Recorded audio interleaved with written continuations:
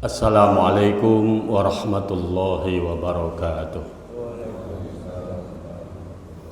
Alhamdulillahi rabbil alamin. Hamdan na'imin, hamdan syakirin, hamdan yuwafi ni'amahu wa yukafi mazidah. Ashhadu an la ilaha illallah wahdahu la syarika lah. Wa ashhadu anna Muhammadan abduhu wa rasuluhu la nabiyya ba'dah. Allahumma salli wa sallim ala Sayyidina Muhammadin alladhi ja'a birisalatis syari'ah wa ala alihi wa ashabihi wa man tabi'ahu ila yaumil qiyamah amma ba'd. Faqala Allah ta'ala fil Qur'anil azim wa huwa asdaqul qailin. A'udzu billahi minasyaitonir rajim. Faminan nasi may yaqulu rabbana atina fid dunya wa ma lahu fil akhirati min khalaq. Wa minhum may yaqulu rabbana atina fid dunya hasanah wa fil akhirati hasanatan wa qina adzaban nar. Wa qala an-nabiy sallallahu alaihi wasallam, sayati ala ummati zamanun yuhibbuna al-khamsa wa yansawna al-khams ila akhiril hadits. Tak henti-hentinya marilah kita panjatkan puji dan syukur kehadirat Allah Subhanahu wa taala atas segala limpahan karunia, nikmat dan rahmatnya, dan mudah-mudahan hidup dan kehidupan kita senantiasa diberikan keberkahan. Kita dalam perlindungan Allah Subhanahu wa taala, hidup dalam keadaan diberikan kebaikan-kebaikan oleh Allah Subhanahu wa taala, sehingga kita senantiasa istiqomah dalam ibadah, dan ketika akhir hayat kita dalam keadaan husnul khotimah. Amin ya rabbal alamin. Shalawat beserta salam selamanya terlimpahkan kepada panutan kita Kangjeng Nabi besar Muhammad sallallahu alaihi wasallam, pada keluarganya, para sahabatnya, tabi'in dan tabi'atnya, dan yang turut pada ajarannya sampai yaumil qiyamah.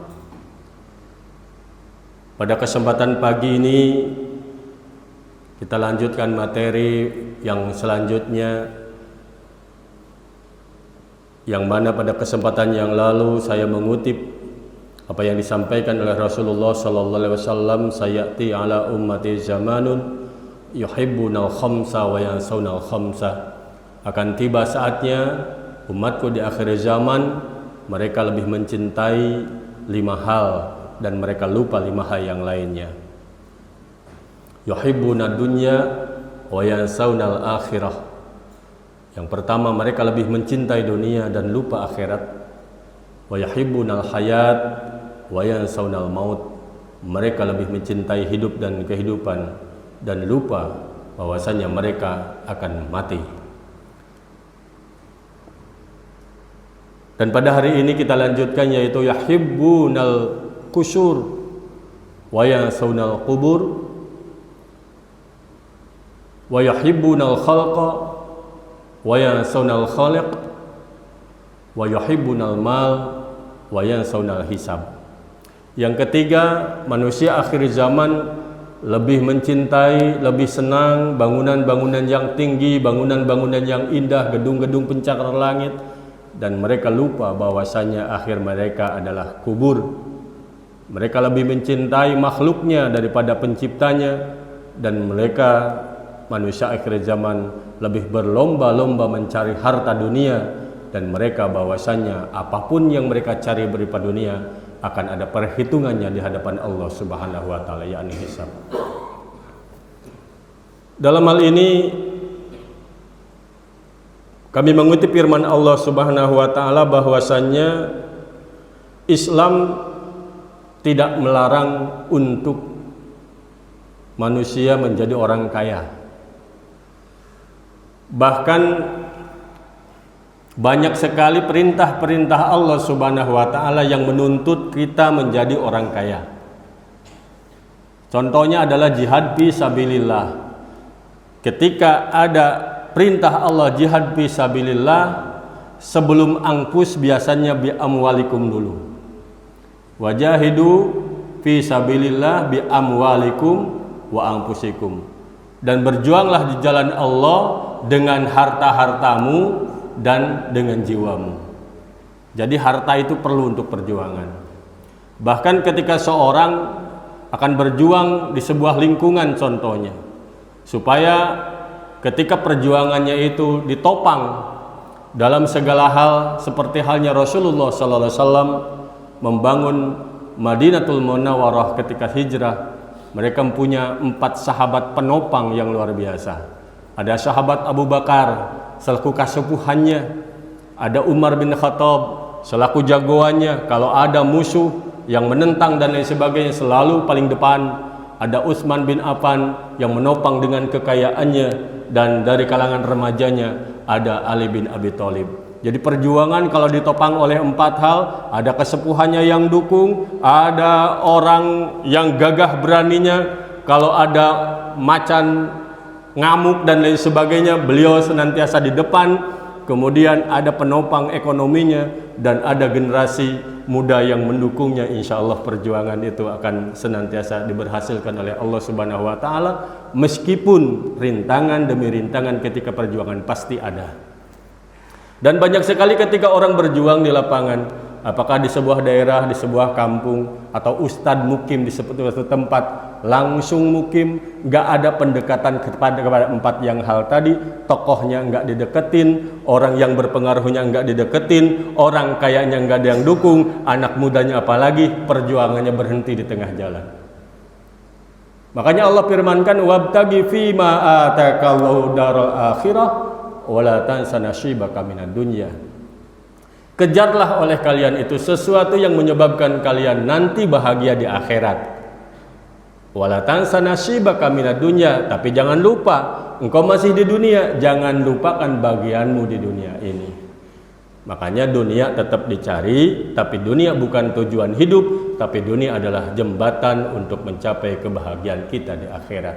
Nah, selaku fitrahnya manusia pasti senang yang namanya perempuan, minan nisa wal banin, senang yang namanya punya anak, baik anak kandung maupun berbangga-bangga dengan banyaknya anak buah. Wal qanatiril muqantarati, harta yang melimpah. Minaz zahabi wa fiddah, ngumpul-ngumpulin emas, permata, berlian dan lain sebagainya.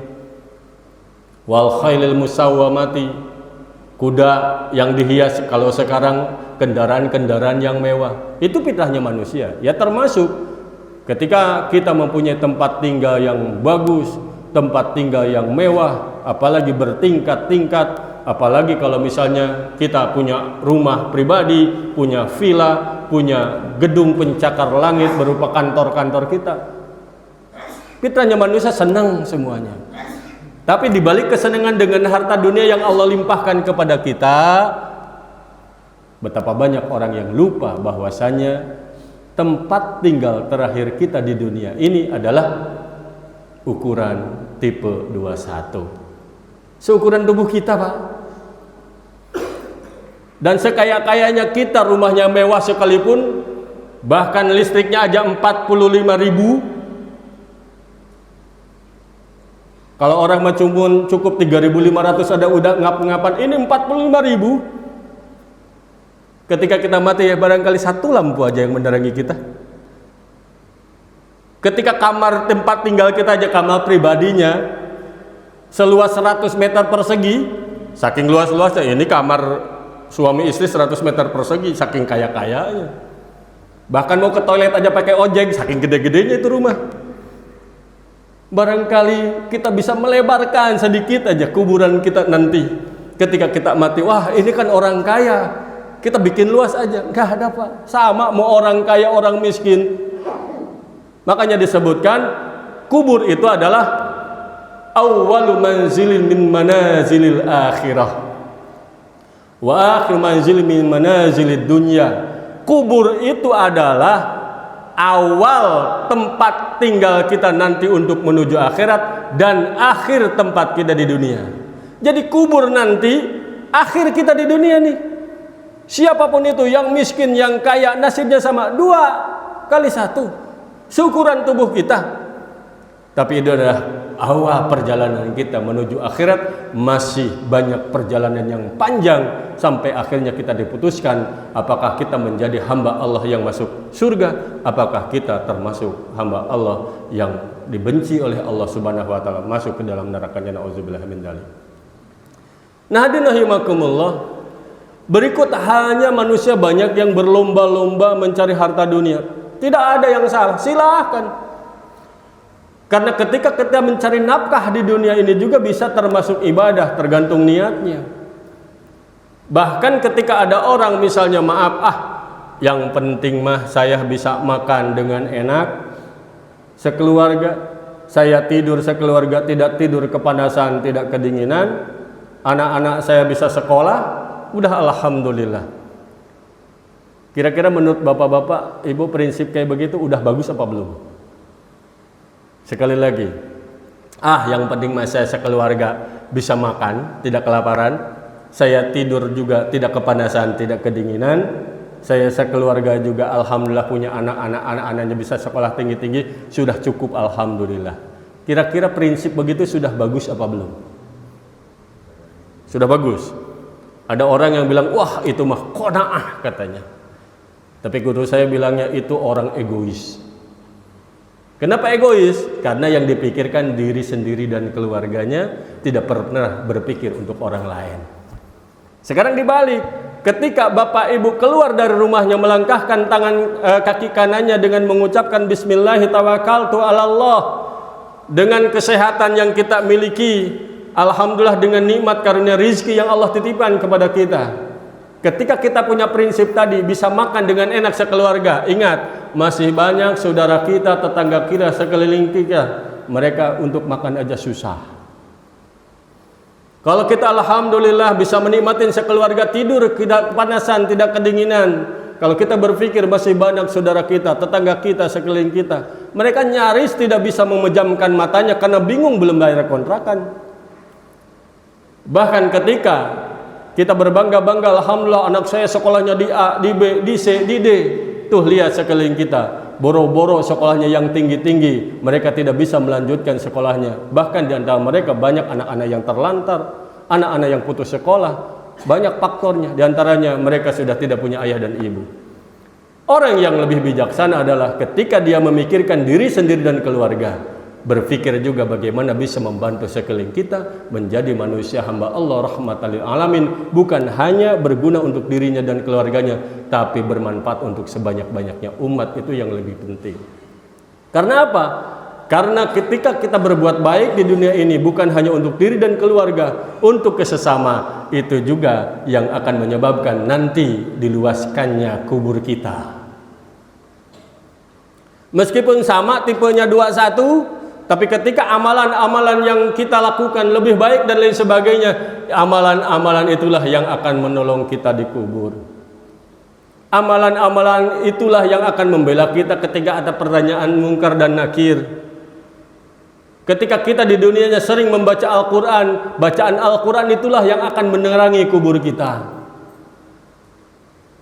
Dalam hal ini Rasulullah Shallallahu Alaihi Wasallam bersabda, "Laisa bi khairikum man taraka dunya li akhirati." Bukan yang terbaik di antara kalian yang meninggalkan dunia untuk kepentingan akhiratnya, wala akhiratahu lidunyahu, dan bukan yang terbaik di antara kalian yang meninggalkan akhirat demi kepentingan dunianya. Pagi, siang, sore, malam, banting tulang, peras keringat mencarikan nafkah. Bahkan gak sedikit orang menggantikan posisinya, malam seharusnya istirahat malah mencarikan nafkah. Saking pengen-pengennya jadi orang kaya, gak kenal siang, gak kenal malam, terus kejar target dan lain sebagainya, sampai tercapailah tujuannya. Bedanya kalau kaum perintis nyari usahanya dari awal, mungkin dia kejar tuh duit 40 tahun baru merasakan mulai, bukan tenaganya dan pikirannya saja yang kerja, karena pikiran dan tenaganya difokuskan di bawah 40 tahun. Jadi 40 tahun pikirannya yang maksimal, tenaganya tidak maksimal karena sudah bisa menikmati. Umur 50 tahun alhamdulillah sudah berkurang lagi, tinggal seperempatnya tenaganya. Karena apa? Wa man nu'ammirhu nunakkisu fil khalqi. Sudah tidak kayak anak muda lagi, tenaganya berkurang dan lain sebagainya berkurang, tapi pikirannya cerdas lain sebagainya. Kekayaannya nambah. Bahkan ada yang berjuang dari pagi, siang, sore waktu masih muda, sampai umur 50 tahun pun belum ketemu itu dia.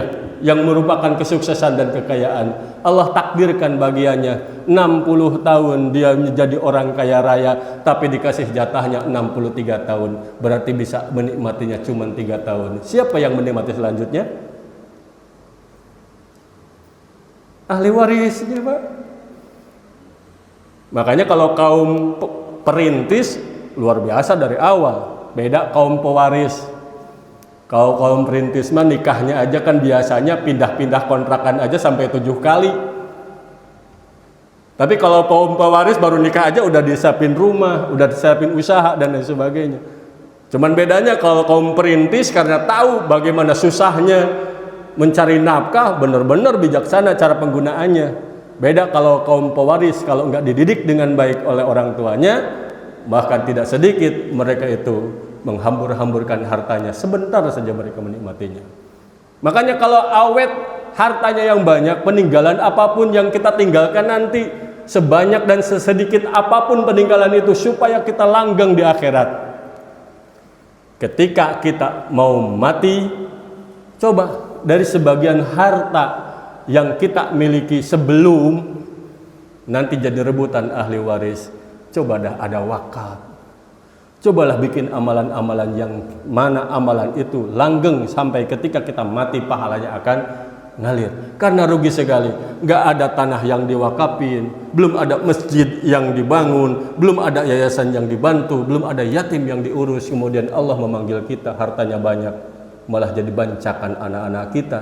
Syukur-syukur kalau anaknya ingat kepada orang tuanya, tapi tidak sedikit ketika orang tuanya masih ada, anak yang durhaka, anak yang kurang ajar, mengharapkan bapaknya sudah mati, ibunya sudah mati karena mengharapkan bagian dari harta orang tuanya. Makanya ingat, tujuan akhir kita bukan dunia. Dunia ini adalah fa inna dunya balagun ilal akhirah. Dunia ini bukan tujuan, tapi jembatan untuk mencapai kebahagiaan di akhirat. Kita menjadi orang soleh, atau ibu-ibu jadi solehah, dan kita berharap dan menginginkan supaya anak keturunan kita soleh-solehah. Ketika kita sudah jerih payah mencari harta yang luar biasa, kemudian harta peninggalannya digunakan oleh anak cucu kita untuk kebaikan dan kemaslahatan, insya Allah itu akan bermanfaat luar biasa nanti ketika kita sudah mati. Kemudian berapapun yang kita cari, berapapun yang kita dapatkan, namanya harta dunia, pasti akan ditanyai 2 hal. Dari mana asalnya dan bagaimana cara menggunakannya. Karena akan dihisab nanti. Hadirin rahimakumullah, mudah-mudahan apa yang saya sampaikan tadi menjadi pengingat-ingat kita. Artinya dunia dicari, akhirat tujuan kita. Dunia sebagai ladang mengumpulkan amalan-amalan yang baik sehingga nanti kita akan dituai di akhirat kita. Mudah-mudahan kita hidup dalam keadaan istiqomah, mati dalam keadaan husnul khatimah. Subhanallah bihamdika, asyhadu an la ilaha illa anta, astaghfiruka wa atubu ilaik. Assalamualaikum warahmatullahi wabarakatuh.